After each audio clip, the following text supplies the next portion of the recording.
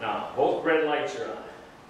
But Chris was the one that gave me this idea. It was last year, he and I set up cross videos at 2 different meetings. And I missed his camera.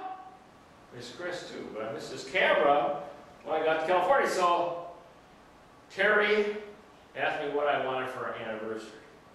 So I picked up the other camera. So now I have 2 cameras. And at the same time, during this year, I started working with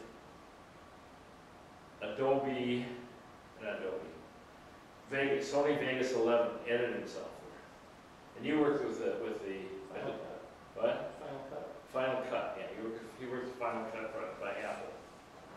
And then I got the whole Adobe series too. So I got something Pro. CS6. Yes. See, I can see it's fine. I'm in 6. However, I'm having fun with it. That's the other thing that I'm doing. See, multitasking is like game. I mean, if you can do 5 things at once. Like when I have the radio show, I also have the cameras ready.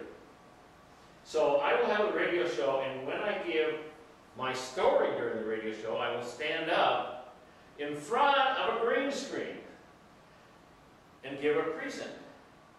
And then I will take and I will edit it and I'll put it into a newsletter. So we have a newsletter connected. Chris, you get that? So it's about learning to speak. And I'm as much a student for these radio shows as I am a teacher. Because I've never taught anyone how to tell a story with the subject being yelling, or this next week on independence. So I found over the years, you learn the fastest when you have to teach it the next day. Have either of you been in that situation? You have, I know.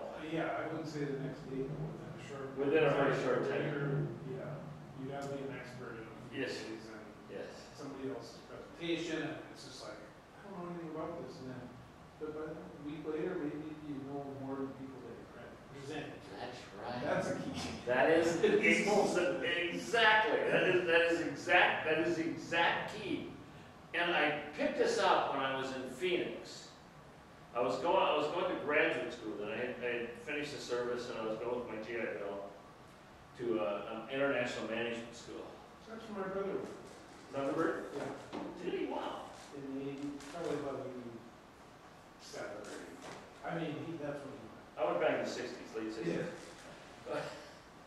And I got a job at the Phoenix school system to be a substitute teacher. So they would send me a pile of stuff and say, tomorrow you have to teach chemistry. The next day you have to teach speech. The next day, home ec. The next day, whatever. And I found out all I had to do was be one day ahead of the students. And I was in good shape. And if they, and then be able to handle it, and be able to slide the questions when they ask you something into the next day's lesson. So that was about teaching. So through the years, I found that if I put myself in a situation where I have to teach, that I accelerate my learning process. And that's part of putting the cameras and getting everything ready. There is no way on earth faster that I know of to learn how to speak than to watch yourself on video. The world's greatest critic is yourself. You sit and watch your own video and your eyebrows crooked, you should have straightened your shirt. Like Terry says, you didn't zip up. You know?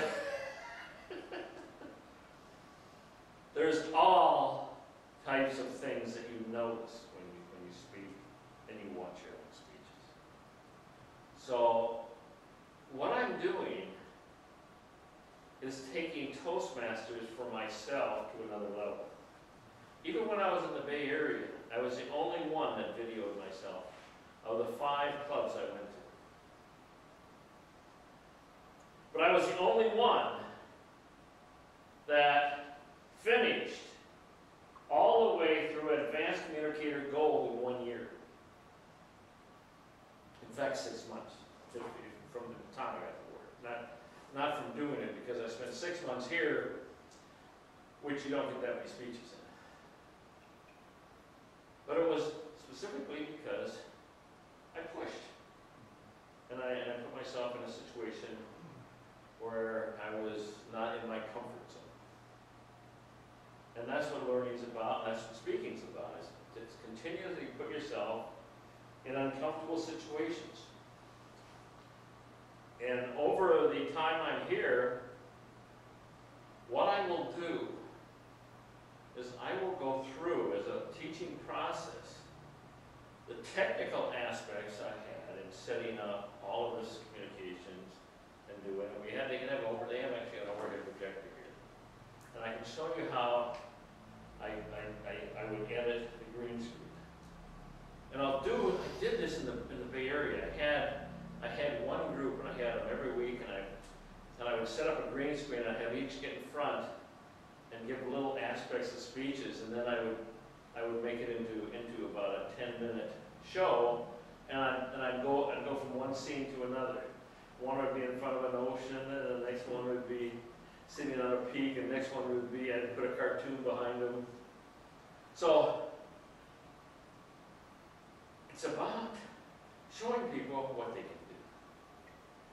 And the way you sell things, or the way you get people to communicate and to learn how to speak, is by presenting interesting directions. And they may not do it that exact moment, but you'll see them doing it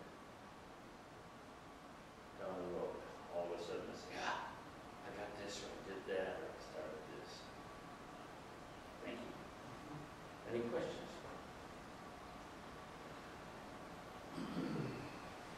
So you're going to, on a regular basis, show aspects of creating videos? Well, creating, the whole picture of how you can sit down and create a story, a life story, however, if you can create a life story, you can create it for anything. You can sit and create a whole marketing thing about your journeys to your customers. Mm-hmm. Once you can create on the work you're doing. I'm sure there's a lot of training. You can create training videos of which you go in and you start and go take a nap, and then come back and ask for questions. Okay? All these things are available for you with just a little learning, and if you, at the same time, my objective is to teach everyone how to tell their own life stories, because we have a hell of a time loving the most important person in our lives, ourselves. Because you can't. I've got this through 70 years. You cannot love anyone else more than you love yourself. Now you can pretend you do, but you can't. You will find the faults within we have with yourself. Even when you clear these things up, as your life clears up, as you really look at yourself and see all the cool stuff you do, you gain a better